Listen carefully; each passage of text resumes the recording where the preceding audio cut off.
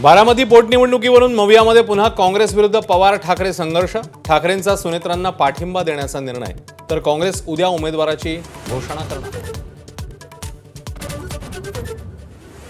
राहुरी पोटनिवडणुकीत काँग्रेस आणि ठाकरे सेना आमनेसामने येण्याची चिन्ह, तर शरद पवारांची राष्ट्रवादी वेट अँड वॉचच्या भूमिकेत. भाजपने कर्डिलेंच्या मुलाला उमेदवारी दिल्यानं पुन्हा विखेविरुद्ध थोरात संघर्ष.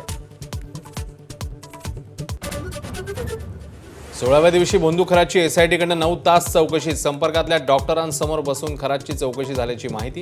काही डॉक्टरांवर कारवाईची शक्यता. खरात प्रकरणानंतर नाशिक पुन्हा हादरलं. तथाकथित पत्रकार रवींद्र एरंडेच्या टॅबमध्ये 87 अश्लील व्हिडिओ समोर आल्यानं खळबळ. 100हून अधिक महिलांच्या लैंगिक शोषणाचा संशय. राज्यात 29 जिल्ह्यांना अवकाळीचा फटका. कृषी मंत्र्यांची माहिती. नुकसानग्रस्त भागात पंचनामे सुरू. खतांचा काळाबाजार करणाऱ्यांना कृषी मंत्र्यांनी ठणकावलं.